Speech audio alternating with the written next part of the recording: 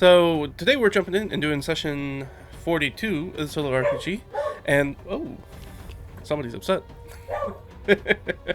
So what happened last time?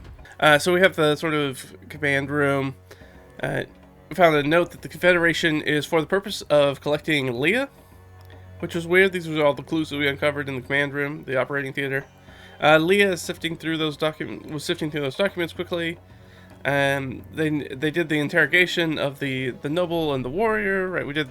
We failed all our stuff to get through the faction documents, unfortunately, so we didn't get a ton of information about what's kind of going on with their stuff. We did the focus through Harold's soul and the spellbook to try and break some of the cipher or coding, and we did get through it that way. We don't know really why they want Leah. Our sort of assumption is that it's some sort of political motivation. We think it's something to do with her father and using her as sort of leverage to get him to do something or not do something. We're not really sure. Like we said, we don't really have a good idea. Trying to figure out if maybe the Confederation is to like soften up the sort of local area for an invasion, a defection, something. We did hear a commotion in the supply closet while we're going through that stuff. Embar kicked it open. We found our prisoner, who's joining us as our new sidekick, who will replace Delg once we get back. And that is Jurgen, the dwarf, who is a spellcaster and a healer. It's our wisdom-based sidekick, yeah. So we took a bunch of the coded communique. So we're Leah's taking that back, and she's going to hope that Omer, who has cipher and cryptographic specialties, can maybe help with it. Imbar executed the prisoners. We did sneak up on some orcs enjoying a few drinks in a different scriptorium. We were able to take them out very easily. We didn't take any injuries in that fight, which was a nice change of pace. One of the things, the big thing that we got was that dwarven rye whiskey that's worth almost 100 gold or something like that. It's worth quite a bit. We got the note from the orders for the orcs about scattering order, and to it that the orders are supposed to spread thin defensive resources because we weren't really able to talk it. It was something, it's like sort of a patois somewhere between Orcish and Common, kind of thrown in with a bunch of different languages, so we could only understand part of it. We did find a hidden compartment with a wax seal stamp with the old heraldic crest of Carjuntan. That would give us advantage on forged documents. I don't know why we would need to do that. We might just sell it. We did take a short rest, and we made the decision. That's when we made the decision to retreat in the dungeon. Oh, and then I left a note for myself. A quick note: while creating Jurgen's sidekick sheet, she did end up with medium armor proficiency, and I did an oracle roll, and she can wear the noble's breastplate. So I ended up going back and giving that to her retroactively because we didn't think that she was going to be able to wear it because we didn't know what her proficiencies were going to be as a sidekick. So we just kind of used Delgs, who can only wear light armor. So that's what we're doing. We're picking it up this time. We are escaping the dungeon. That is our plan. So right now we are in the hidden scriptorium, and that's where we took our short rest. So everybody's got a little bit of heal going on. Everybody's all right. Nobody's in great shape. There you go. Now you can see it, just like I can see it. Of course, if this is your first time watching, jump in if you have any questions and drop them in, and I will try to answer them as I can. We also have a playlist that has everything in it, so if you're not watching the playlist, you can go all the way back to session 1 and see us build up a little bit of the world and characters and how we got to this point. So I know I have my handy dandy just hand scrawled map. I know that we are right now in sort of the dilapidated temple scriptorium. Assuming that we stay correct on our path, which we haven't been mapping, so there's a chance we could get lost. I think it's going to be more of a survival check, though we've passed through some of this quite often, back and forth. So we're going to have to make it through at least 1, 2, at a minimum 3 rooms to get back. So we've collected everybody from our short rest. Everybody's looking all right. Leah's got 1 hit die remaining. She got a spell slot back, so she's pretty good as far as spells are concerned. Imbar looks good. She also has one hit die remaining, but she otherwise looks pretty fine. She got her second win back too, and she has pretty good HP. Ott is not doing as great. She's about a third down her hit points. No hit dice remaining. Delg is out of hit dice. Delg has 11 hit points. He is not doing well. And we really don't want him to go down, being our primary healer. And then we have Jurgen, who right now has a spear. She has some spells, but I don't think they're probably, because she's a prepared caster and she needs to redo them after a long rest. So, she does not have any spells right now. Well, I guess she has her cantrips. Her cantrips are always ready. So she has her cantrips, but she does not have any of her first level, like, cure wound spells, which is not great for us. She has all her hit points. I went ahead and took away I rolled for it and took away 3 of her hit dice. And she has that breastplate, so she has a 14 AC. It'd be great if she could pick up a shield at some point. No, I guess that's true. Right now she doesn't have an arcane implement or component spell, so she actually can't even do her cantrips. If they have material components, which I'm sure they probably do. No, so she can cast guidance, verbal somatic, and mending. I think mending, in fact, does have a material component. Yeah. So I can't use mending, but I can use guidance, which is super helpful. And I can use starting with. I probably want to keep that up because that is definitely a spell I do not have memorized. We've got everybody together. We're going to do back. So our primary plan is to get from the dilapidated Temple Scriptorium, which is where we are. We now have this big cast we're carrying around too. I think that's going to be Jurgen's duty, is carrying around that big cast. So she's already kind of in the back and not the greatest fighter in the world. And we are going to make our way back to the command room. So, are we being stealthy about it? Do we want to get out of here stealthily or fast? I lean towards fast. I think it would be good for us to get out of here quickly, but there's more likely we'll have fights, which is bad for us.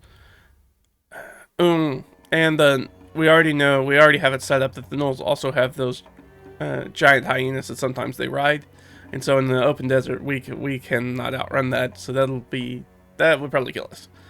So stealthy it is. All right, does something happen to us? Do we come across anything on the hallway back? Probably not. Oh. We do find something. Okay, yeah, so let's just give ourselves some dungeon dressing. I don't think it's going to be really important, but let's see if we get anything fun. It'll be useful for us. 8 and 20. That would be bad. 1, 2, 3, 4, 5, 6, 7, 8, 9, 10. Here, let me roll a d10. Ooh, 10. That's the very last one. So this is this giant statue of like a skeletal sort of death god figure, to whose allegiance we don't know, or maybe who it is, or probably don't spend the time to care. But really, sort of like as we're winding back through the hallway, is that if we interact with this incorrectly, it's going to fall, and if it falls, it's going to make a bunch of noise. And that's bad for us. So I don't think this is a stealth check. I'm going to make it an acrobatics check, because it's more about like balance and dexterity from getting around it. Alright, we've got 1, 2, 3, 4, 5 people who have to make this check. So let's find a DC. Okay, so 13, not too bad. And then 13 times 5 is 65. So we need to roll a 65 acrobatics between 5 characters. It's not too big of a sell. It's not terrible. I am going to let Jurgen give everybody guidance now that we have somebody in the party who can cast guidance. I think that she definitely kind of muscles her way in the front. It's like, if it's a delicate situation, I can help. I have a soothing, calming effect on helping people. I think Leah's like, alright, I don't know what that means. Because I don't think Leah's familiar with probably the guidance spell. Because she's not a super well, like, historically trained from birth kind of wizard. Alright, so we gotta make some checks. Who's gonna make that check first? We might as well go down the line. So Leah, so a D20 plus a D4. Alright, that's 11 plus her acrobatics, which is plus 2, so the 13. I'm just gonna add this here. We'll add that here. So 13. Alright, so that was technically a fail. Oh no, that was right on the money, wasn't it? Yeah. So let's keep that going.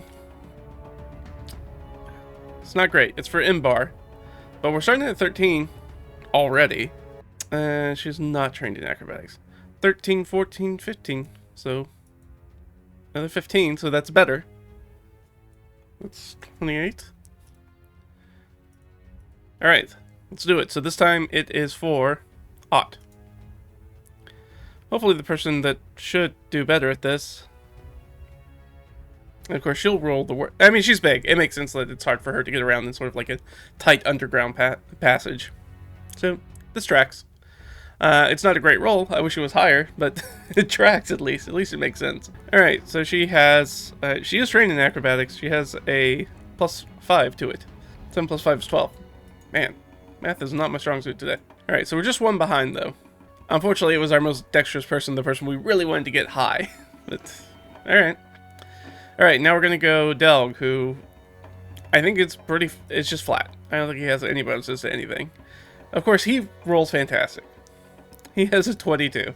Delg tumbles through the passage. Even does his dwarf knowledge helps him, and that takes us, as we see on the total there, 61. All right, so Jurgen has a fat 0 to it, but she only needs to roll a 4, so we're in good hands thanks to Delg.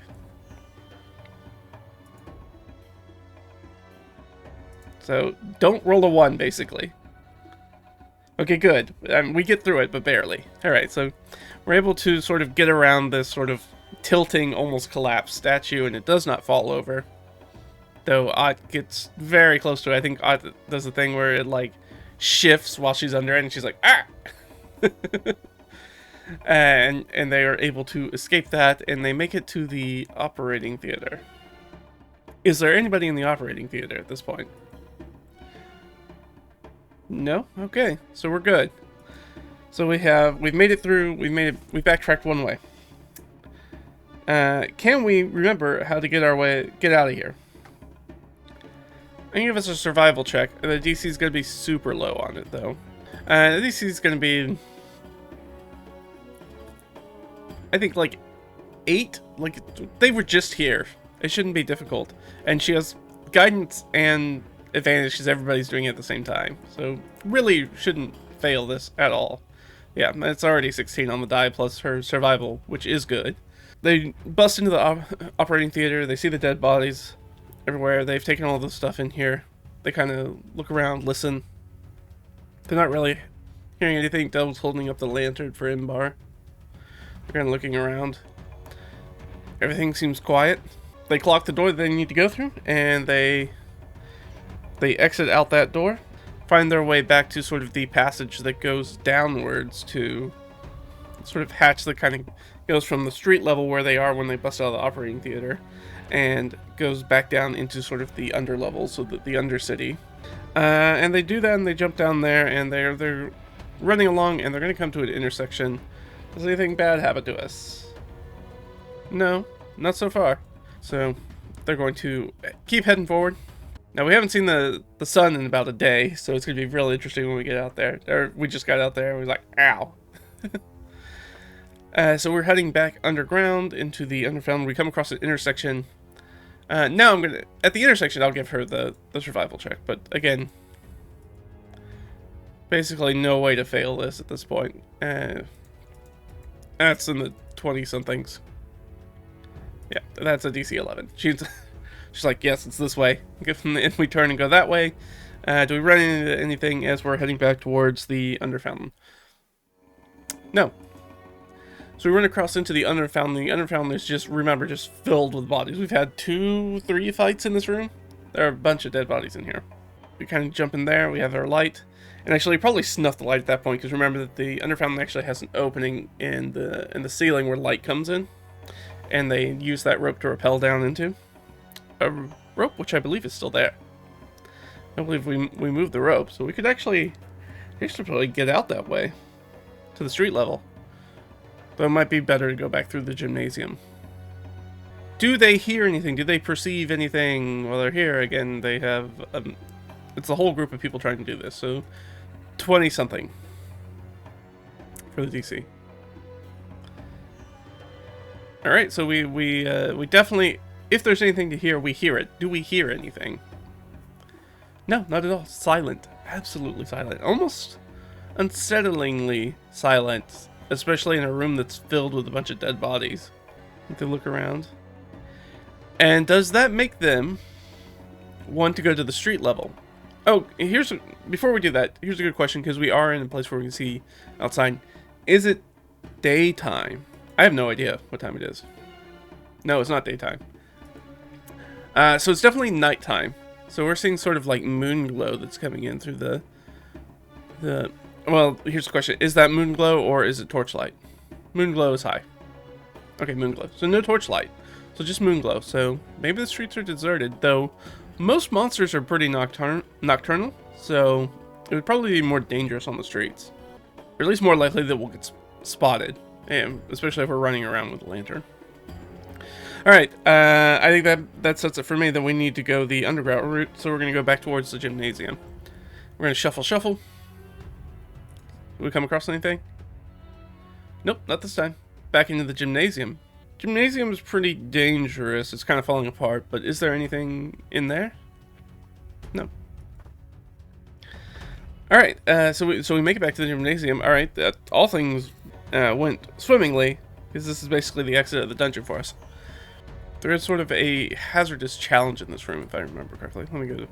Yeah, so we found the open passage to the underground. We kind of crashed into that. Yeah, I mean, technically, I already broke all this, but I bet that it's actually difficult to get out of. So yeah, I'm gonna make them, because I want to get completely out of here scot-free. That feels like too much luck, and that feels like if I don't feed the beast that is fate, then and pay my homage, pay my tithe, if you will, then it bite me in the butt later. So let's go ahead and DC 20. I take athletics or acrobatics. They already know that this room is kind of crumbling down around them, so I know that they're already being careful about it. So does that mean I think they'll use ropes and things like that to find a way to get out here. I think that's going to be dependent on whoever climbs up first. Who's our best climber? And well, it's certainly not Leah. I don't know why I opened Leah's sheet. I think Imbar and Odd have very similar stats. She's trained in acrobatics and athletics, so it's going to be Odd, because she's trained in both. Yeah, so she'll grab a rope, even though she is probably the heaviest member. Well, Imbar might be the heaviest. Is probably the heaviest member of our party. Second heaviest. And she's going to, tie one piece of the rope around her, probably ankle or something like that, and start climbing her way up out of this crumbled floor back up to ground level so that they can make their way out. So it's going to be straightforward. It's going to be, I said it could be athletics or acrobatics, so I'll let her take the better of those, which is acrobatics by 1. So she has a +5. So we know that this is a doom thing. It's not that they're not going to get out, it's that she's definitely going to take damage for it. I say that, but she rolled a 21, and the DC is 20. So she scrambles and jumps up there, and she nickers and yips as she does it. As the big knoll pulls herself out of this hole and finds a secure place to put the rope on, and allows everybody else to climb out. Everybody else has to make the same check, but they're going to do it at advantage with guidance. Why not? Because the DC is so high and their stats are awful. And if not, they're going to take some damage. Alright, so who's up first? Let's just do Leah. Oh joy. Yep, man. There's no way that she's got a +10. So she'll take damage. That's fine.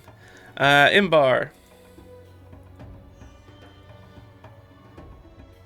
Better. Yeah. She's gonna get out just fine. Ott's already out. Delg. I don't know why I'm rolling him that way. Already at a 19. I don't think he has any bonus, though. I think he almost makes it out. Let's double check, but I don't think he has. Yeah, he's not trained in either one. So Delg failed as well. Alright. And then we have Jurgen last.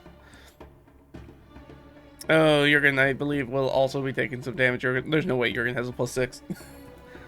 Alright, so we have 3 members of our party that take some damage. We're just going to say that it is, we are 4th level, so it's 4d6 + 4. Oh, I forgot that I had the pluses on, and then I looked at the total, and I was like, 51, that can't be right. No, we're back to 0. There we go. Alright, so they're going to take 17 points of damage. Ow. So, Leah's down to 3 hit points. Delightful. She gets torn up on some of the rotted wood as it collapses down upon her. Imbar, of course, did fine. Ott did fine. The people with the hit points did fine. Delg's KO'd. That sounds about right for Delg. Which is a real problem because we don't really have anything, and we said that she does not. The Jurgen does not have access to her spells right now because she has not had a long rest and prayed for them. Nor does she has a spellcasting focus. Do we have a potion? I don't think so. I think we're out of potions. I'm not that worried about us making death saves for him. We're not in any danger. People can grab him and stabilize him. That's not going to be an issue. That will take some time though, so we'll have to roll for a random encounter. But we're not going to stop for a short rest. But I don't think we have anything that will get him up right now. You know, because that's the healer that went down. So that's helpful. Well, hopefully this pound of flesh I'm giving to fate will reward me later. Dice, please, reward me. We're gonna take some time though. And if we take some time, it means we gotta roll for a random encounter. So we do that, we get Delg sort of situated up. Somebody's gonna have to carry Delg, that's probably gonna be up. So sort of takes the unconscious dwarf and fireman style over the shoulder. And I think they creep out. Now they do have to make it past some patrols. It is the nighttime, they should be more active. So let's make it like a little skill challenge, I think. So let's, who's going to lead the charge on this? I mean, it makes sense that it is Ott, but Ott I don't think has advantage anymore now that she has to carry around an unconscious dwarf. So maybe she hands him off to Imbar to carry. It makes sense that she's going to be like the leader. So let's just go with sort of like a passive, what would be a passive stealth maybe, and I'll make some active perception checks against it. Maybe that makes more sense. Because then yeah, that sounds fun. Because she has 3 plus 7 in stealth. So 17. I'm giving them advantage because they're trying to track like 5 different people, or 4 different people, because one's unconscious. So they're gonna have advantage. We gotta make it through 3 checks, otherwise they're gonna get spotted by one of the roaming patrols around the oasis. Come on, high numbers. Come on, high numbers. Kill my PCs. Kill them! Really? 2 natural ones? Bad guys, you are not doing your job. Alright, come on. Okay, I do. Yeah, our pound of flesh worked off. They got nowhere close to a DC 17. Nowhere close to it. Yeah, Ott has no problem shifting between patrols in the sands of goblins and gnolls and orcs, and their giant hyena pets and goblin dogs, and what the orcs have with them, maybe wargs or something like that. Anyways, we pass through that, we make it on our way out, and we're gonna head back, which means that for the first time in like 5 or 6 sessions, we're gonna jump back to the actual hex crawling map for shit, which is going to, like it seems it's been a while since we've looked at that. So let's go ahead and bam. So we're up here at called the Goblin Base. I'm gonna rename that though, Ruined Oasis, and then under the secret notes I'll do Arcane Research Facility. Legend about an apprentice magic user corrupted seeking knowledge and turned into a Nothic. Now we didn't come across any Nothics, but we did come across a psychic vampire, so maybe that is what they were talking about. I don't know. Rumors are not always 100%, because those both have strong psychic powers, and both kind of live forever, and both are kind of weird monsters. But this is a foreign faction-backed confederacy of goblins, gnolls, and orcs. So that's where we are. We jump out. I'm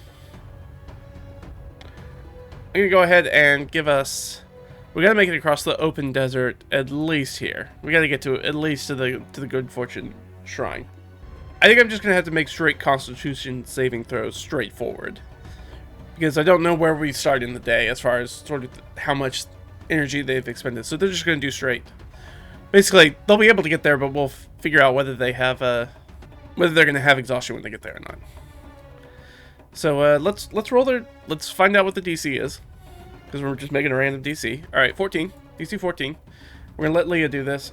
We do not have the mule with us, so no advantage. Oh god. So we do not get that. Leah definitely has exhaustion. I guess I should roll for everybody. I'm pretty sure Imbar has exhaustion. Ott's fine. Of course Ott's fine. Delg's unconscious. He doesn't need to roll. And Jurgen... Jurgen's probably also exhausted. Alright, so we make it across the about hour's walk or so out of the sands into sort of the hills abutting it that kind of, and you see this explosion of more tropical, subtropical foliage as we sort of move up into the hills that sort of are sort of like the rim of this desert, the sort of plateau into it. And we climb up into there, and with an incredible amount of exhaustion, we do have to see, because we are traveling, do we come across anything? No, thank you. So we make it to the dolmen, and I'm going to use the old exhaustion rules because they work a lot better for this. So not the new exhaustion rules, where you just get -1s to checks. This is the old exhaustion rule, so everybody has disadvantage on checks. Or not everybody, but most people have disadvantage on checks. It would be really nice. We'd really like to get back to the swamp hermit. Do we want to push for that? Because we're in a real bad spot if we get 2 levels of exhaustion. But we're also really close. We're really close to a dungeon we just went through. So I'm not really sure. I think we should camp here. Having 2 levels of exhaustion is really bad. Because the 2nd level gives us... No, our speed is halved, which is very bad for us doing overland travel. So we are going to, instead... we're going to try to take a long rest here. Since it is nighttime. So we snuggle up under that Good Fortune Dolmen Shrine. We've come across gnolls here before, but they just talked to us and they were not part of the Ruined Oasis camp. So we're going to take our long rest. We're going to see if anybody comes up to attack us. I feel like I have to roll at disadvantage because we are so close to the base, and we have definitely alerted a lot of people there in the past 24 hours or so. So, yeah, let's roll at disadvantage for our D12. Okay. That is, that's good. Should we roll more than 1? I think we gotta roll at least 2. Okay. I feel 2 suffices. Overnight, no troubles. We do have people on watch and stuff. Do we hear anything? Perception check? Do we hear anything? Nope. Everybody's exhausted. Even the people who are not mechanically exhausted are exhausted and hurt, and everybody passes out. The night goes through, everybody wakes up, everybody is back to full hit points.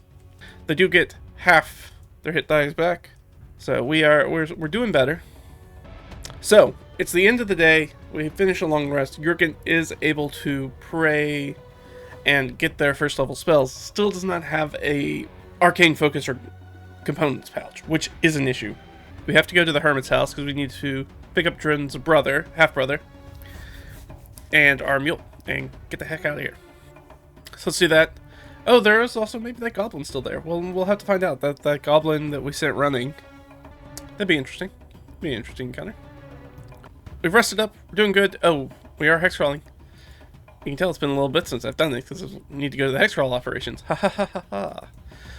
So she needs to make a Constitution saving throw. She does not have her mule with her right now, so oh god. Okie doke. Leah is still totally exhausted.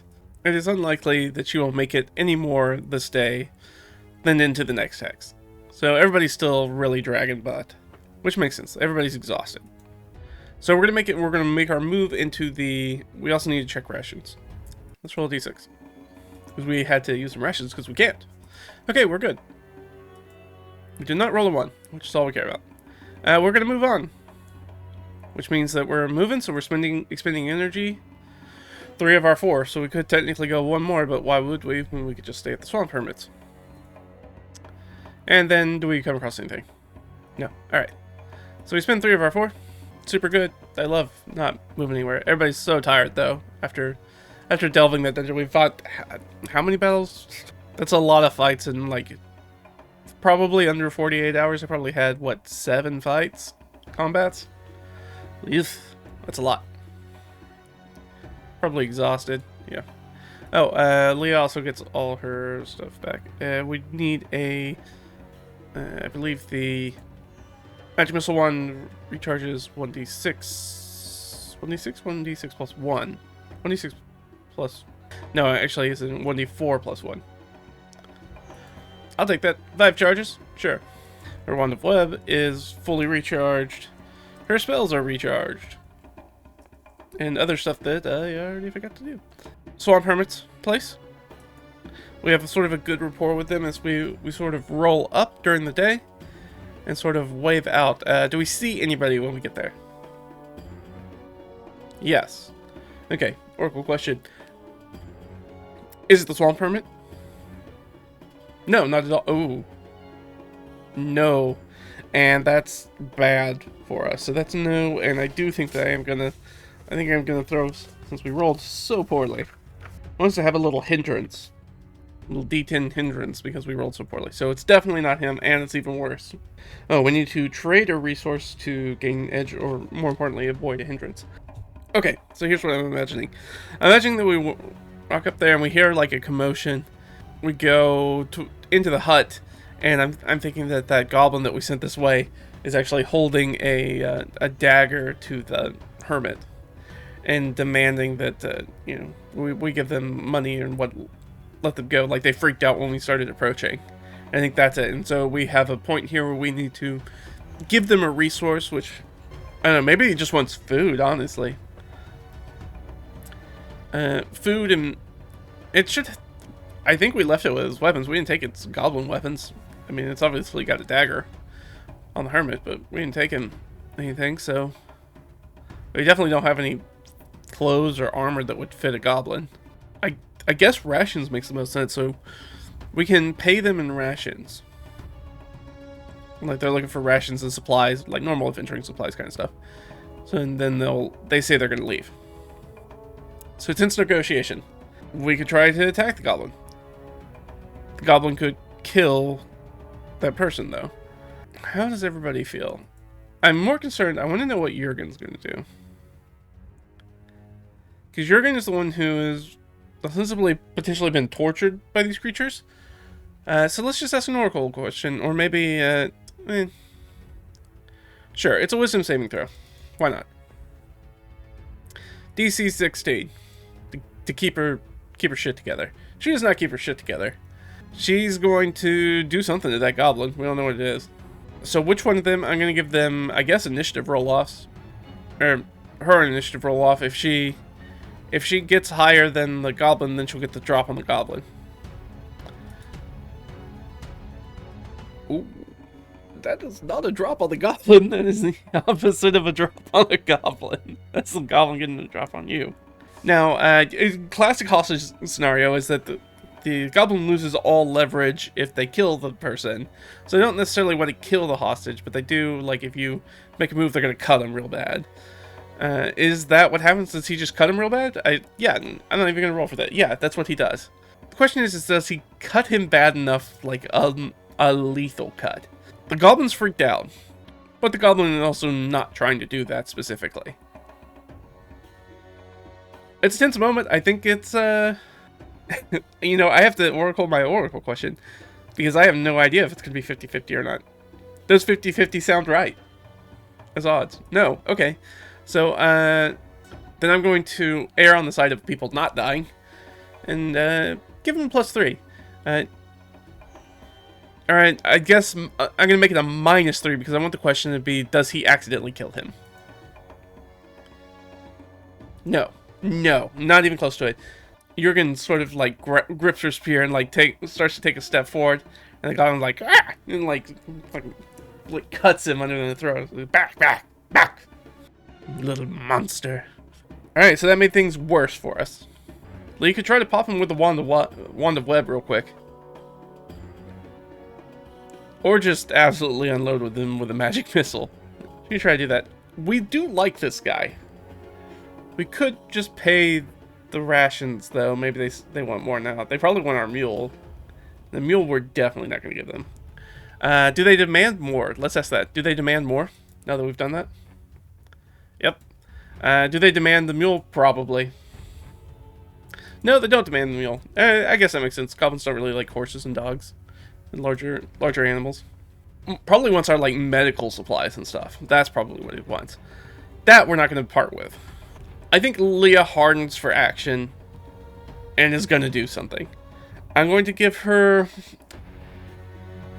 like a charisma, like a persuasion check.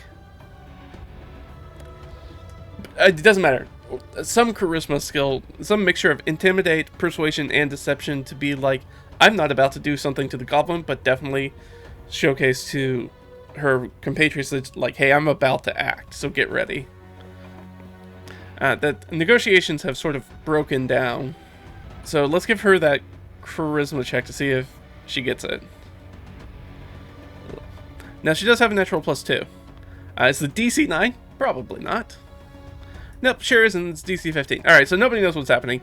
Leah just goes. And we're gonna roll initiative, and wherever she ends up in the initiative is where she ends up. So she's not really gonna get surprised, because everybody's kind of looking at everybody. So, alright. Well, here we go again.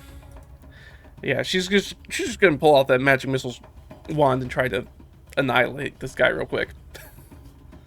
That's pretty much her plan. Alright, let's get some rolls. Nope, under. Alright, so we got probably Imbar, Goblin. I'm gonna put Hermit's gonna be at the bottom for sure. And this is going to be Leah, so she's kind of in the middle of the pack already because she didn't roll very well. Ott's low, Doug's low. Yeah, and we need one for Jurgen to see where she's going to jump in and do it. 15. Okay, so Jurgen's going to go high. That's excellent.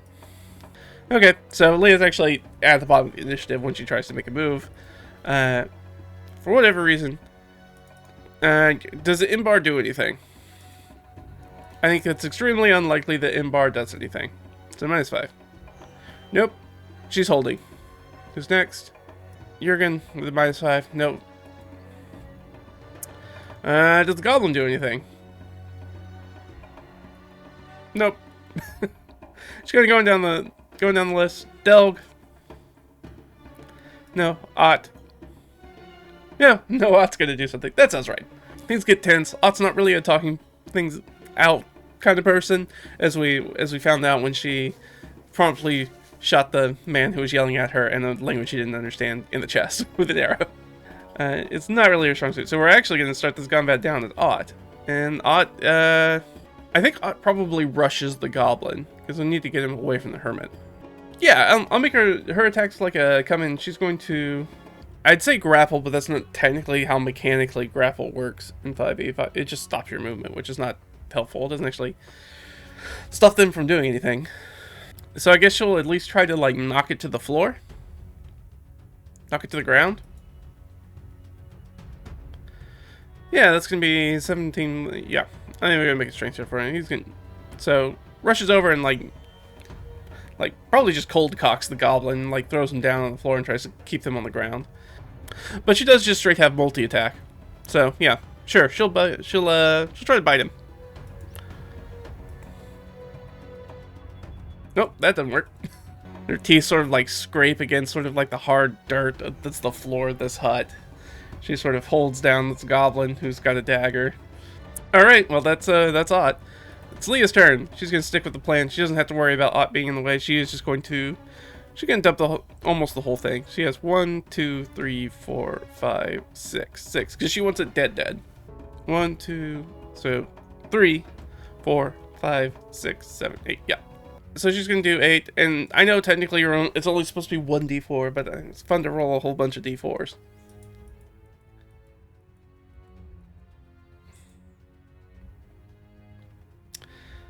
Alright, 32 points of damage. Now, here's a question. Does a goblin have 32 hit points of damage? I'm pretty sure they don't. But I'll double check just in case. They have 7 hit points.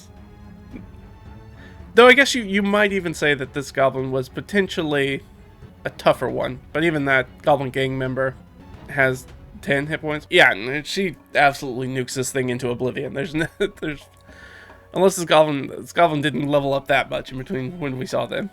So yeah, then there's a flurry of like this chartreuse green that just flashbangs this entire room as 8 streaks of magical force energy just smash into this body, reducing it like mechanically through concussive force into like sort of a gross pace. It kind of looks like he fell from a very high place.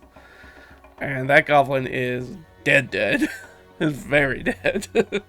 And she moves over to the hermit. Are you alright? Yes, I think I'm okay. He walks over and like starts working and gets like a cloth to press against his wound and starts like, oh, I could we're gonna pull this, I guess. Hard. Del kind of, I'll take care of it. I know what to do. Since Del's awake now. And they tend to the hermit, and I think Leah, as it's happening, starts apologizing. Just like, I'm so sorry. We thought, we talked with this goblin. We thought that they were going to be sympathetic, that you would be able to help them, and I'm sorry. I apologize for inviting danger to you. Yeah, persuasion check. We already have a good relationship with him, so I'm gonna give her advantage. It doesn't matter. That's a 3 on both dice. He is not particularly happy with him, for sure. So probably we went from being quite friendly down more to a little bit more transactional. Like, being associated with these people actually puts my life in danger, so maybe I'm not going to be super friendly with them. So we go back, and we start to have this conversation again. Then they fix him up. Probably not going to stay here anymore. And, oh, right. Drin's half-brother is also supposed to be here. Is Drin's half-brother here? No. Yeah, I think after the commission calls down, they literally ask her, oh, where is, I call him Drin's half-brother because I don't remember what their name is. I don't know if we even gave them a name. Are they still here? I think that's likely. I don't think they wandered off anywhere, so +3. Yes, they're here. Did he ask him to go, like, forage for something? Or he's doing some sort of, like, housekeeping task? No. So he must be off on his own. If he hasn't been said. He probably tells him that, like, oh, well, sometimes he walks the swamp to clear his head, or think, or whatever motivates a man to do anything, I suppose. Ow. Hurt. Stop. And Del's sort of like, sorry. Working, trying to sort of stitch him up cleanly after cleaning it. Well, again, we apologize for everything. We'll collect our stuff. We'll get our mule and things, and we can be out of your hair.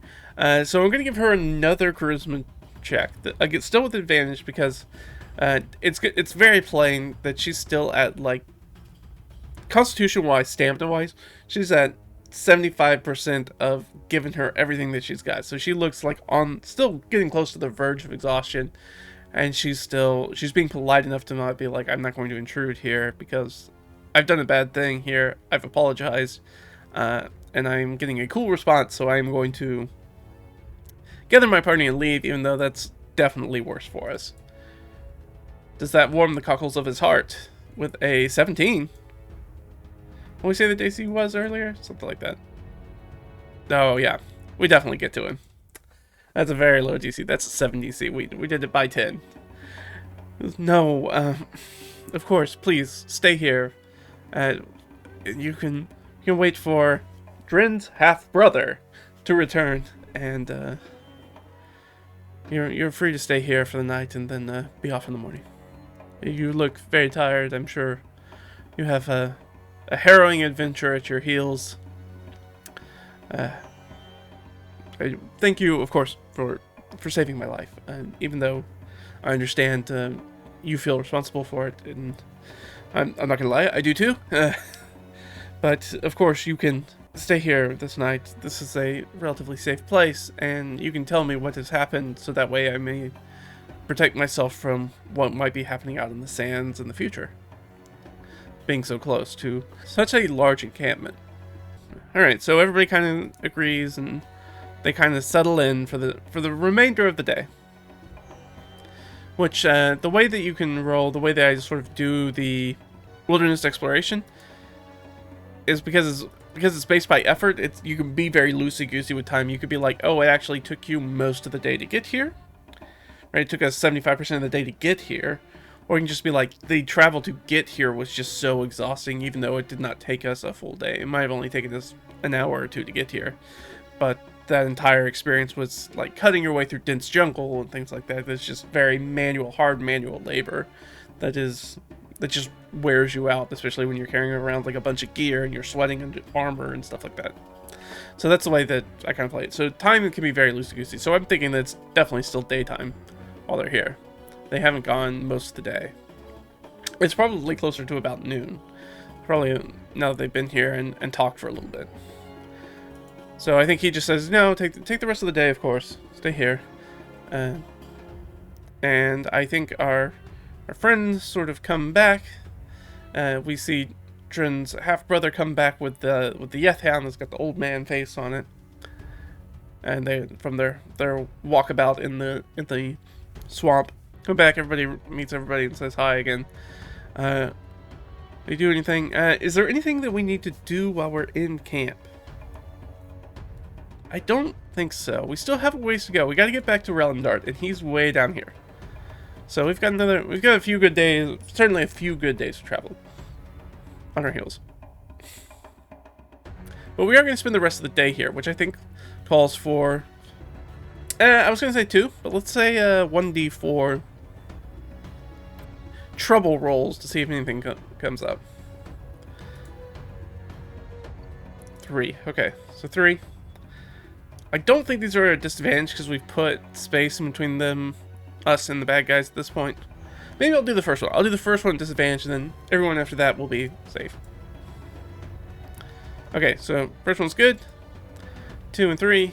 Uh-oh. So something shows up over there.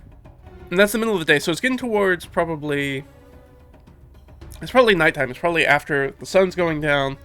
Nocturnal things are starting to... Crepuscular things are going away, and nocturnal things are starting to come out as the last airs of twilight start to fall upon the hot, muggy mist of the swamp. Though it's in the mountains, so it's quickly starting to cool off. And we're going to see that mugginess is probably going to turn back into sort of mist or fog as it condenses a little bit.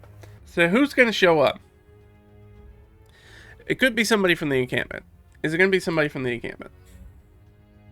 Yes. All right. So we have 4 different factions. Start with foreign faction. I guess we'll just do alphabetical order. That makes the most sense. Foreign faction. So some sort of humanoid foreign faction people show up, kind of crawling their way through it. Now we don't know that these are bad people from the camp. They could be traders. They could be anybody. See coming through there, and I think who's going to be on watch? We've got 1, 2, 3, 4, 5 people. Leah's always awake, so Leah will just give one of these other guys advantage, or we'll use Leah, but she'll get advantage from somebody else. That makes sense. So it doesn't really matter who's awake with her. It might even be the hermit or Drin's half brother. But they're sort of holding watch, so she's kind of outside on sort of like the porch area of this, what would be a porch for this hut, or swamp hovel. Kind of staring off into the darkness, and they've drawn the shutters and everything, so there's not a lot of light coming out from in there, but there's probably a little bit of smoke from a fire going. But who knows, who can see that at night. And she's going to hopefully spy some people coming up. So we're going to, let's give her check with advantage.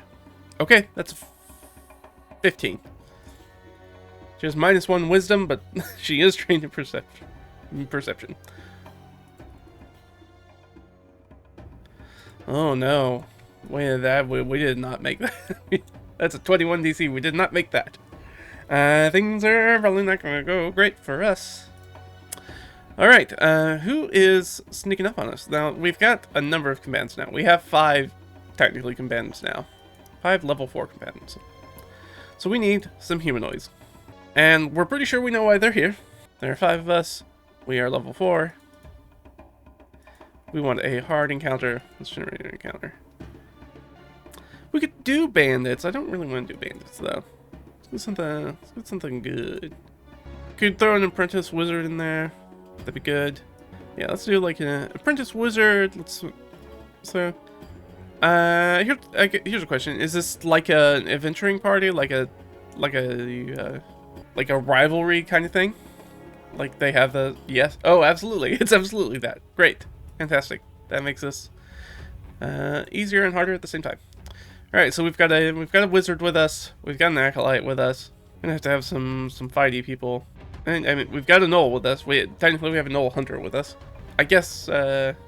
There should be some sort of like. One of them's just like a basic dude. That's pretty much Delg. So I'm gonna use a bandit, which is barely better than that. So this feels right. And then we're gonna need some sort of fighty person. Let me throw the scout in there. I'm gonna use the scout instead of the gnoll hunter. Somebody who's better than a thug, I think. Even though this is still very much a trivial encounter, which is very funny to me. How about a berserker? That sounds fun. Alright, so that's who we're going up against. I know that I didn't really do the normal thing I do, but I thought this would be kind of fun to do a kind of a straight up 5-on-5, you know, team versus team kind of thing. Just kind of change it up. So they sort of sneak up at probably the scout that sneaks up during the middle of the night. And is going to come after us. So yeah, so the scout certainly is the first person who approaches, I would think. And we're just going to kind of go, I guess we'll just kind of go into initiative. Alright, so we got to go back into our combat tracker. These guys are starting off with their initiative at 12 and going to take their, basically take 10, take their passive initiative and roll against that for our good guys. Alright, Imbar. Nope, not going to make it. That will make it. Alright. So Jurgen's up here, Imbar's down here. Alright, let's do Delganot. Okay, Ott's definitely going to go first. Interesting. Delg unfortunately doesn't have any bonus, but he will go before Imbar. Hermit is not going to be a combatant, nor is Dren's brother. So we just need to figure out Leah's position in it all. Come on, Leah. That's not great. She has a +2, I believe. So that's 11. That puts her right up with Delg. She'll go before Delg. So that's really the situation. Now these guys are going to crawl up. They got their... We did not pass our perception check, so everybody's snoozing. Who else is awake? We've got 4 people. Who else is awake with us? Because Leah's definitely awake. Imbar. Okay, so Imbar's awake, but not paying attention apparently. Maybe she's kind of dozing slightly.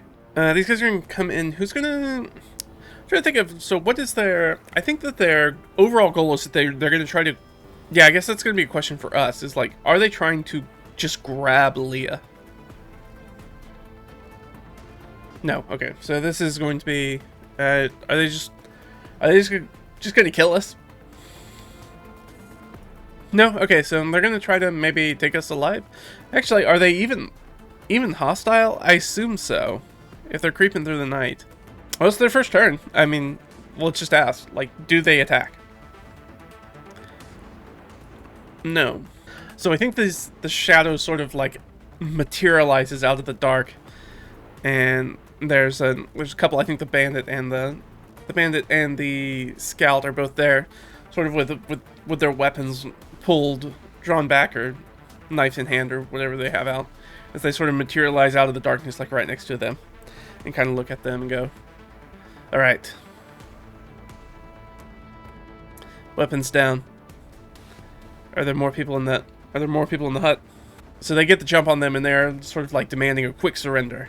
That's what they do to sort of start off their turn. That brings us to the top initiative, because that was sort of their surprise. Ott is acting. Ott was inside snoozing around, and then her little note ear is like, I think she immediately, unfortunately, because people were sleeping, luckily Imbar was awake, so she has her armor on, but not any heavy armor. Light armor you can sleep in. So Oh, that's fine. She grabs her stuff.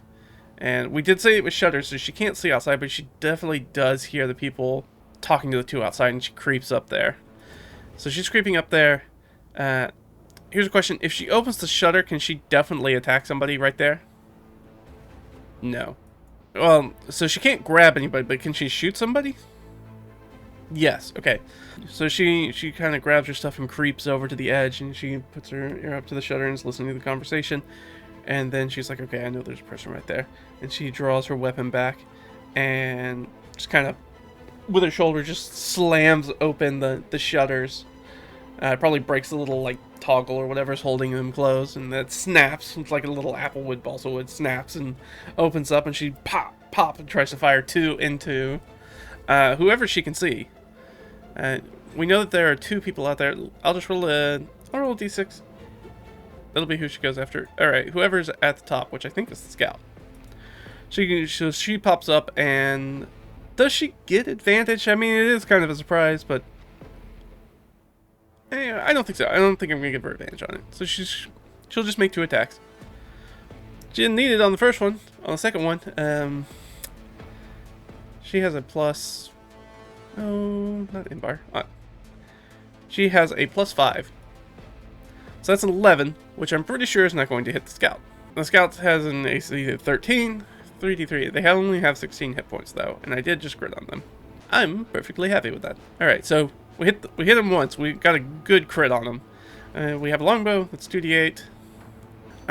So 6 plus 3 is 9. So she takes 9 points of damage out of her, what was it, 13? 16. So she has 7 hit points left. It sort of busts it open. There's a scout there who's got their bow sort of like trained on them, on Leah and Imbar out there in the front, and then bam, I think just kind of like half cuts through her face with that crit. There's a bunch of blood all over the place. They start freaking out, and people are about to go live, about to go hot. So that is Ott. She ducks in cover, I think, she just ducks under where the shutter is. So she's going to have like full like 3/4 cover. Jurgen. Jurgen also awakes, and as this kerfluffle's going on, Jurgen is not in her, does not have her breastplate on, because it's medium armor. So she is going to hop up. Yeah, she should be able to move to at least see the same scout. And she will use her Starry Wisp. And what does Starry Wisp do? Again, I have not memorized this one, because it's new. You launch a moment of light at one creature or object within range. 60 feet, yeah. Make a ranged spell attack against the target. On a hit, the target takes 1d8 radiant damage. And cast dim light, and can't... Oh, that's actually very good. Okay. So, it just has a d8 of damage, right? Alright, make a spell attack. And misses, and a mode of light flies out the door and, you know, does that weird thing where it, like, illuminates trees as it goes by and disappears off into the darkness 60 feet away. Well, that's that. Also tries to take cover and probably, like, flips over a table or something, so I'm also going to give them cover. So I'm just going to give them the same 3/4 cover. Jurgen sort of, like, flips a table and hides behind it. Scout's turn. Scout is looking right at Leah and Imbar. So yeah, I think they make 2 attacks. They make multi-attack. So they're going to stay with their bow, and they're going to shoot one at Leah and one at Imbar. One at Leah will miss. The one at Imbar. What's her plus? +4. Does an 18 hit Imbar? I think so. No, I forgot. And she would have her shield with her. But would she have it out yet? They were just kind of sitting there. I don't know. Let's ask. Oracle roll. Does she have her shield on? Yeah. Alright, then it doesn't hit. Plings off their shield. And they shoot another one past Leah into the front of the hovel. That's Scout's turn. Scout is going to, I think, try to escape back into the shadows. So they're going to retreat into the woods. Here's a question. Do they break full line of sight? No. Okay. So they're only going to have, the Scouts going to have like half cover as they sort of drift back into the woods. And it is the bandits' turn. Well, the bandits just watched their party member, float back into the woods, so they're probably going to do the same. Oh, they have a light crossbow, so they'll use their light crossbow and they'll take a shot At either one of them. Either at Leah. If it's low, it's Leah. If it's high, it's Imbar. That's high, it's Imbar. It's going to take a shot against Imbar. Does not hit Imbar. Their quarrel sort of bounces off the front of the wall, kind of skips across it. And then they also float back into the darkness of the woods. So they go, and they are fully hidden. And then out of the darkness comes a berserker, apparently. Now, they're still sitting. They have not gotten out of their chairs yet. That they were sitting, or log, or whatever they're sitting on the front of this hovel. Alright, let's see it. Let's see what this guy's gonna do. Alright, so it does have Reckless. It's going to charge. I guess who does it charge? Again, low is gonna be Leah. Alright, it charges Leah. Yeah, they'll absolutely Reckless. It's somehow miss. They somehow miss the wizard, who is sitting down. With advantage. Alright, whiffs it absolutely, like, kind of like baseball swings, and she just kind of like ducks under it. And he sort of embeds his axe into the side of the house. That's it. That's all the Berserker could do. The Berserker's actually very straightforward sort of monster. Oh, that's the Berserker, and we have, who's after that? The Acolyte. Alright, the Acolyte steps out of the gloom of the shadows, and I guess we'll try to Sacred Flame somebody. But so since nobody can get advantage from cover with Sacred Flame, here's a question. Do they move closer to get 4 targets? Yes. Alright. So we'll just go down the line. Alright, that's not Leah, that's not Imbar, that is Ott. So they're shooting at Ott. And Ott has to make a dexterity saving throw. Which she fails. And takes 1d8 radiant damage. Huzzah! 4 points of radiant damage. They have not finished their long rest, so they have not replaced their hit points yet. Which sucks. And our last one is we have our Apprentice Wizard. They use Intelligence, they have Mage Hand, Prestidigitation, so they have no useful cantrips. They probably have Mage Armor on themselves already. Disguise Self, Burning Hands. Does the Apprentice Wizard rush up to do Burning Hands? I think that's extremely unlikely. That would be a very bad play. Yeah, they don't do that. Oh no, I guess they can do this Arcane Burst thing. Got 2 people up front. Low will be Leah. Alright, shoots against Leah, and it's a +4. And a 10 is not going to hit Leah. Alright. Wow. These guys have been wildly ineffectual. Alright, that's sort of that's the end of all the bad guys. We've got out of that basically unscathed. Leah says, okay, my turn. And she has the Berserker right in front of her. So what's she going to do with the Berserker? Chromatic Orb, Grease, Ice Knife, Mage Armor. She's already got Mage Armor on. Magic Weapon, Silvery Barbs. The Wand of Magic Missiles has not come back. Yeah, I think she'll just do a 2nd level Magic Missile to get this guy right in front of her face. She sort of like grabs her staff that of course sort of lights up. It's that black ash staff now that lights up with sort of like glowing red veins through it. And she will turn and fire off 4 Magic Missiles at him. Because she doesn't have to worry about attack rolls when she's right next to him. So he'll take 11 points of damage. And how many hit points does this guy have? Probably more than 11. Yeah, he has a buttload of hit points. Alright, so he's down to 56 hit points. Great. Oh, Imbar's still going to have advantage on him, which is good. Alright. That's the Berserker. That's Leah. I don't think Leah feels pretty confident that she doesn't need to move right now. She feels okay. I think Leah's doing alright. Hit point. Yeah, she can take a hit. She can take a couple hits. This guy doesn't hit that hard. He's just a big sack of hit points, unfortunately. Because she doesn't have a disengage. She doesn't want to take an opportunity attack for sure. Delg wakes up into... Delg should have more hit points now. Delg definitely would have spent his... I guess at least one of his hit die. So he'd have 1 plus whatever we roll, I guess. He's going to need a d8, right? 6. Okay, so 6, 7, 8. So he should have 8 hit points. 1 from coming back unconscious. Alright, so that's what he does. Action Delg. Actions. And finds a place to hide and heals himself. Yeah, well, I don't know if I want to heal myself. I don't want to roll on the healer kit just for me. Especially if we're going to get back those hit points in the long rest. He will sling instead. He can see the Berserker outside. I think it's probably the best person. The only person in range he can get to. Can he get to a place where he sees the berserker?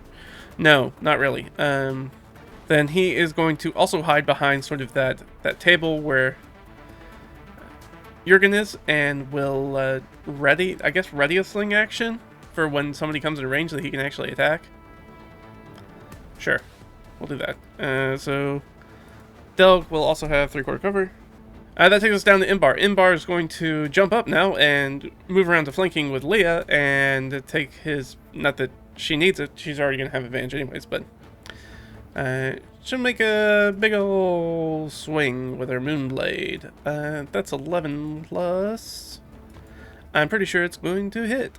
17 to hit, and against the Berserker. Yeah, 13 AC. So is going to do that. Is going to do her extra 1d6 or extra 2d6 per turn with an adjacent ally.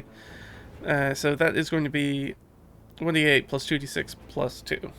1d8 plus 2d6 plus 2. It didn't roll super great. So that's 13 points of damage. She carves into the Berserker, just running on sheer adrenaline. So even though we've hurt them quite a bit, in the grand scale of things, they have so much more to give, so much more love to give us, and they are going to. So Imbar does that. Ott's up. Can Ott see the Berserker? Question mark. No, can't see the Berserker, so he's going to turn around on the scout, who they can see, and make 2 attacks on them. Ooh, does that 10 hit? That's 16 for her. 15. Does 15 hit? The 15 might not hit the scout. Let's double check. They have 13. Plus 2 from cover is still 15. They get hit with both. Nice. Great job. Great job. Alright, that's 2d8 plus 2 each, so 4. So 13 points of damage into the scout, which I think just straight up kills the scout. Just pop, pop, falls over. 1 might have killed them, but that's okay. I'm just not going to worry about that. Yeah, Scout gets absolutely annihilated by Ott. So she fires into the darkness through the trees and is able to sort of take out that Scout. There's a wet splash as they sort of hit the shallow waters of the swamp. That brings us to, and she stays hidden in cover. Jurgen's in 3/4 cover. Doesn't really have a good line of sight, so we'll also hold an action to shoot off one of her spells, one of her cantrip spell, whenever somebody comes out that she can see. And since it's the bandit who has no line of sight, and they're going to be sneaking around, I think. Who are they going to go after? Are they going to try, question mark, do they try to get into the hovel? No. Okay, so they're going to sneak up, and I guess Imbar's the person who has their back turned to sort of everything behind her, because she had to switch around to face Leah and the Berserker, so in front of her there is the sort of hovel, and so behind her is the dark, sort of swampy woods, where this bandit's gonna... They're gonna make a stealth check against... I guess Imbar's passive perception, and they're definitely gonna beat that. So they'll have advantage, and they're gonna fire their light crossbow into him. 17, they probably have a +3. They do indeed. 1d8 plus 1 piercing damage. Fires a crossbow into her back. Ah. And she'll take 4 points of damage. More than anybody else, Imbar's okay. Alright, and that's the scout, the bandit. Do they make it back into the tree line where they can be totally hidden? No. Okay. So they are going to be out here. They're going to have their sort of half cover. And then that is the Berserker's turn. The Berserker was hurt by both of them. High, she goes after Imbar. Nope, they're going to go after Leah. They're going to Reckless, of course. They're going to hit. The Great Axe, +5 to hit. 1d12 plus 3. Yeah. That'll do her. So 5 points of damage. Or, sorry, 6 points of damage to Leah. The Acolyte's turn. The Acolyte is still hanging out back there. Do they go into combat? I think that's highly unlikely. Yeah, they don't. Okay, so they are going to use their Sacred Flame cantrip. Again, still has a whole litany of people they could attack. 1, 2, 3, 4, 5. There's 5 of them they could attack. Who do they attack? 5, Jurgen. Okay, Jurgen needs to make a dexterity saving throw. Get Sacred Flame, fails, and will take 1d8 radiant damage. So she will take 6 points of damage. Alright, and then that takes us to the apprentice wizard, who is going to do their special thing. They really only have 2 people outside that are good targets that don't have a bunch of cover. So go after one of them. So if it's low, it's going to be Leah. It's low. So the arcane burst, when they do that, they make an attack roll, right? Yes, +4.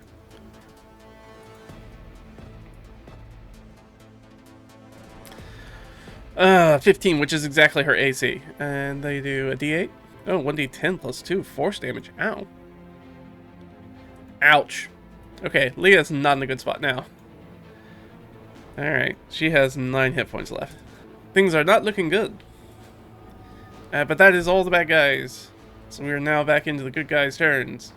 Finally. So it is Leah's turn. She is not feel good. She doesn't have any potions on her. She's going to have to like disengage and try to go back in through the door, I think, and try to get healed up.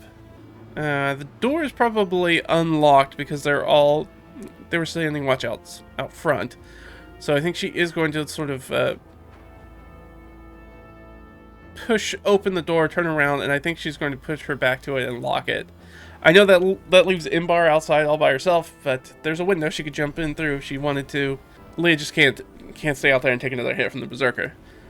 So she does extricate herself safely, and she's going to put herself in place of total cover, so she cannot be hit, and hope that Delg can immediately heal her, which, since it's his turn, that is what he's going to do. So 1d6 +8, as he sort of bandages her up real quick. Alright, we'll take that. We'll take a cool 13 hit points. Alright, that puts us in a better spot. And we have Lex here because Delg cannot do that for us again. That's Delg's turn, so Delg has also now moved into total cover. Oh, did he get his readied action? When that guy came out to shoot, when the bandit came out to shoot, didn't he get to an option to shoot him? Nope. Did Jurgen? Probably not. Yeah, you're gonna take a shot at him with her spell. Oh, and hit. 7 points for not our apprentice wizard, our bandit. They only have 11 hit points, so they're down to 4 hit points. It's Leah, and that's Delg, and now it's Imbar's turn. Imbar's down there with the Berserker still, as she really doesn't want to be toe-to-toe with him without an ally, because she works so much better with an ally. And she did just get shot in the back, so does she try to go in through the window? I don't think that's likely. I think she'll stay out here and fight it out.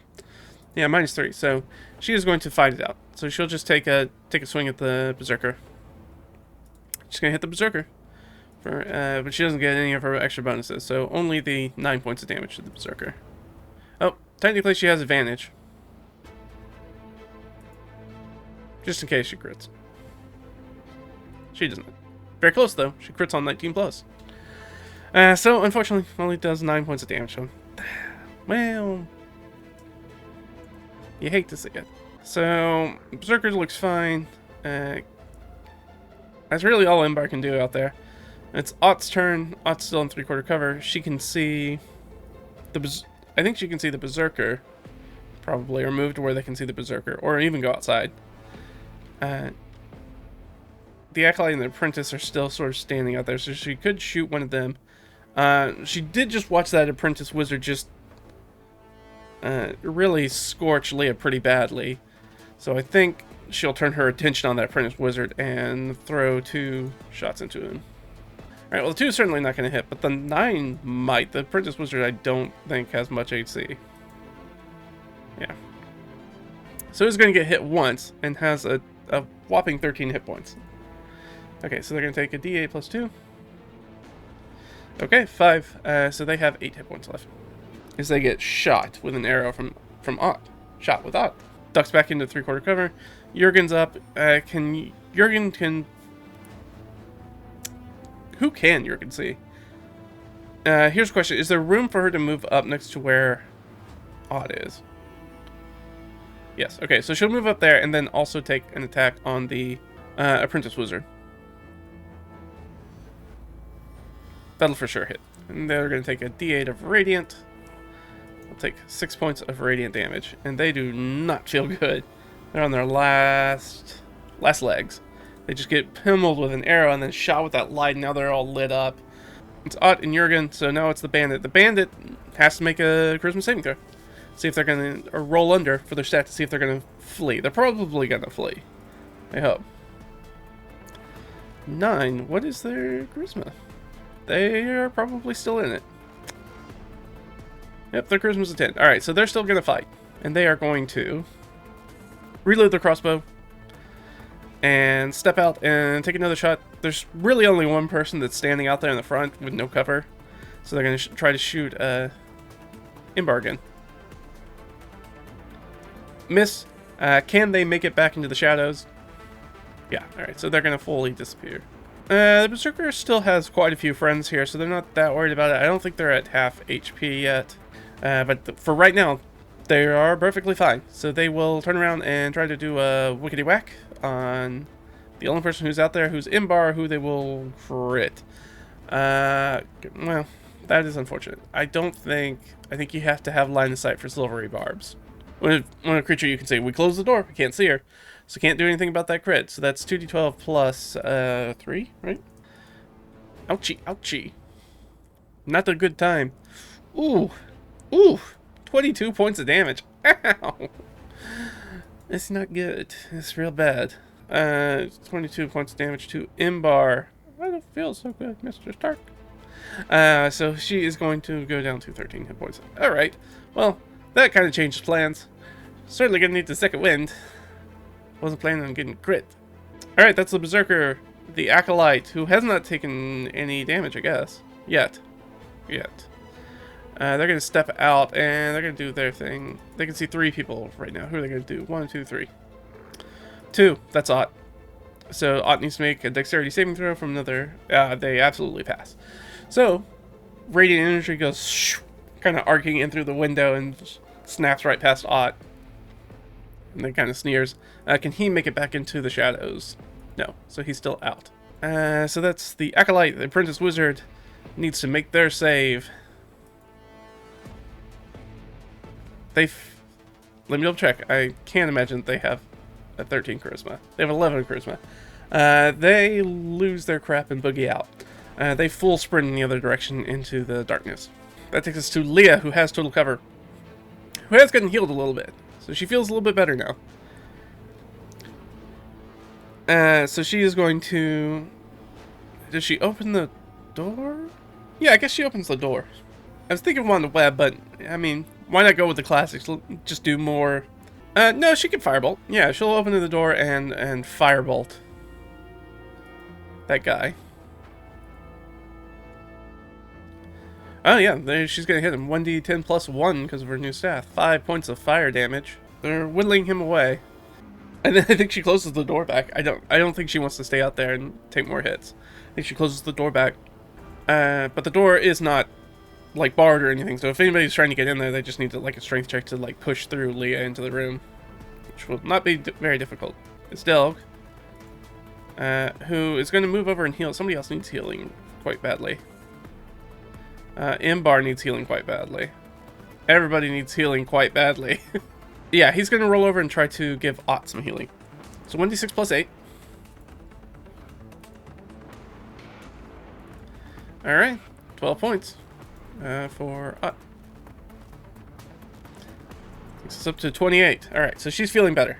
That's Delg's turn. Delg's still in total cover. He's not getting anywhere near that doorway or the window.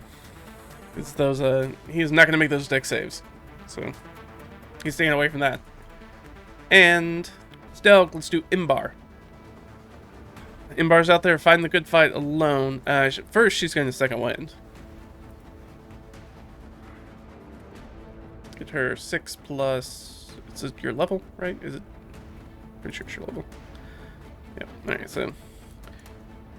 She's going to get 10 hit points back, which is not great, but it's better than nothing. I wish it was 33. It's 23. But she will make a... Moon Touch longsword attack, so her silvery sword is flaring in the night. And that's a crit. Crit for a crit. You crit me, I'll crit you. And my crits do minimum goddamn damage. So, you know, I'm kind of a big deal around here. crit for 4 damage. Delightful. Well, that could have gone better. Alright.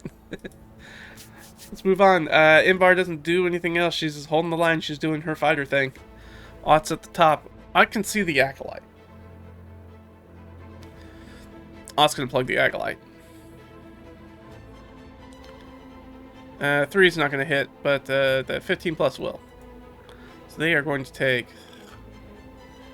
3 1s in a row on D8s. Come on. Come on, dice. Come on. 3 points of damage. How much damage did these guys even take? We could have killed them in 1 hit. But instead, they have 6 hit points.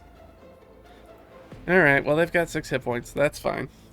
Alright, that's all. Ott dips behind cover again. Jurgen's gonna pop up and I guess try to take out that Acolyte. So with the same thing, she needs to make a spell attack. That probably hits. Oh yeah, their AC is only 10. No, wait. That's the Apprentice Wizard. Yep, their AC is also only 10. So yeah, I mean that'll do her. 8 and gets absolutely bombasted by some radiant energy flying in there and just annihilates that Acolyte, and they fall to their corpse falls still glowing into the shallow waters. Jurgen's like, yes. Bandit needs to make their save. Things are not going their way. The tide of battle has turned. If they keep their save, they still feel pretty comfortable though.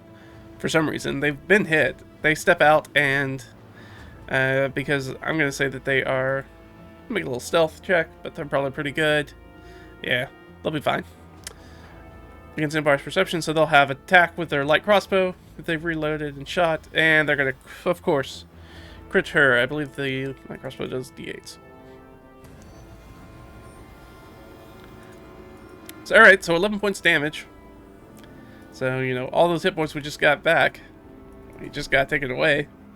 Imbar's getting absolutely annihilated out there. We gotta get her out of there. Alright, is the bandit able to make it back into the trees? No. Alright, so they are out. They are flushed. Good. Somebody on my team kill that bandit. The bandit's been doing the most consistent damage. Alright, and it's Berserker's turn. Berserker's only got 1 person. They're gonna reckless attack. You know they're gonna do that. But there's no way they have a +7 to hit. They will not hit Imbar.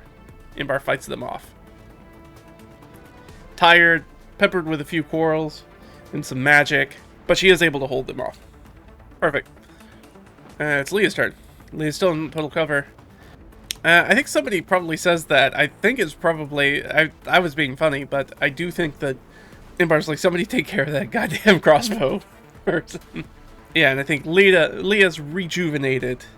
She kicks open the door, and she points at that bandit that's hanging out there, and I mean, I know he has 4 hit points, so I was like, oh, I'll just use magic missile, but she doesn't know that, so she's going to use a firebolt. She's gonna hit. Big money, no whammies. Wow. The bandit has 4 hit points. We decided to do 3 hit points of damage to it. Man, the low rolls on this is real tough. The bandit's just hobbling around with 1 hit point, and she, you know, lights him up with a firebolt. It streaks through that sort of foggy night air and hits him, and he starts burning up a little bit. She is no longer in total cover. She left the door open. She's standing free and clear in the night air. He is going to move. Somebody else needs probably some hit point help. He could do Imbar. Is he driven to an act of heroism? Yes. Delb goes into action mode. He puts his Crocs in sport mode, and he rolls through the doorway and goes to bandage up Imbar. She'll get the 1d6 plus 8. Alright. 11 hit points. It's more than she has. Back up to 23. That is Delb's. There's no way Delb's going to have enough room to get back in. So, especially if he had to go around the Berserker. Does he... Here's a good question, though. Does he have enough room to get into, like, flanking? No. Alright, he can't get into flanking. He doesn't have enough room to do that. Alright, so that's Delg. Imbar's down. She does have enough movement, so she will move into flanking on the Berserker. And make her an attack with advantage across Delg. Yeah, this guy's not hard to hit. He has 13 AC. Nice. 10 points damage. She cuts into him again. And the Berserker starts to flag. Realizing that some of his compatriots are dead, some of his compatriots have run, and some of them are doggedly standing barely at the leaning against one of the trees at the tree line, ready to keel over. Still goes Imbar. Ott. You know what? I think Ott's gonna jump out of. No, he can see the bandit, so he'll take a shot at the bandit.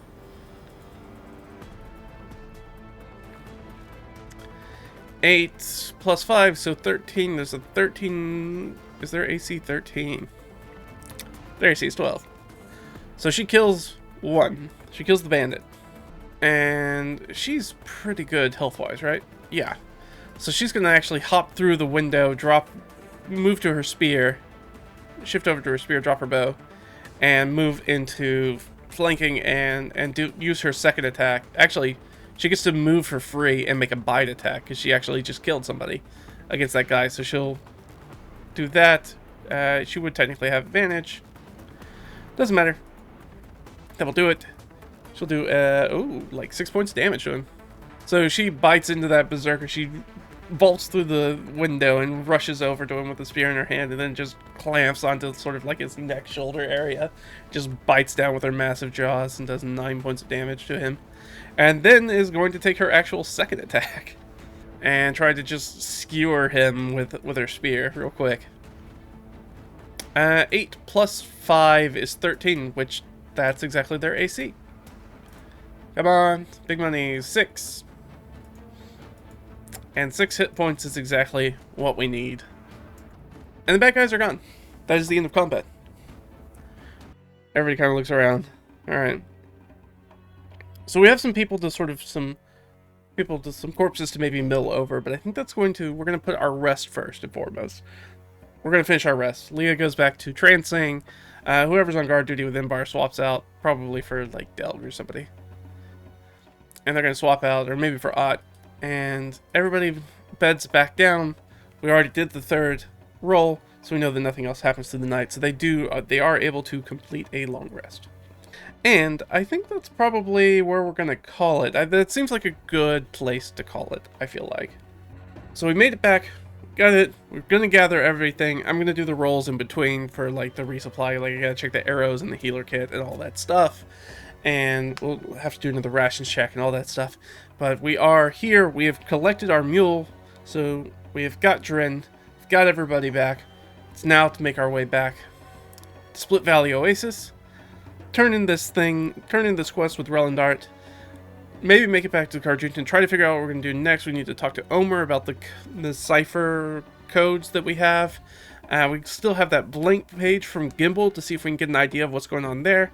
And once we get back to Split Valley Oasis and Akari Liaden's estate, once we're there, which has been sort of like our base camp right now, we're going to have an opportunity for, I think, a little bit of downtime as people start working through the codes and the ciphers, and Dren's half-brother gets sent back off to take over his keep and all that stuff.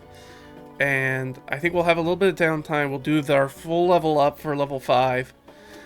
And we'll figure out what the next part of our adventure is going to look like based off of what we get out of that information that we have once we break the ciphers and we figure out how to reveal what is probably writing on a blank page.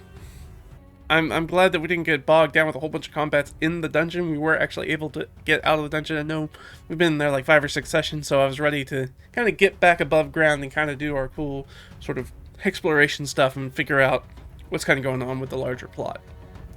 But we still got to figure out what's going on with Leah's father and how that pertains to her and the foreign faction. We got a lot of question marks that we're trying to give answers to. Try to wrap up with a nice bow and try to get that taken care of and done and set off to the side and move on. But always fun. Thanks for hanging out with me, guys, and I will see you guys next time. All right, bye bye.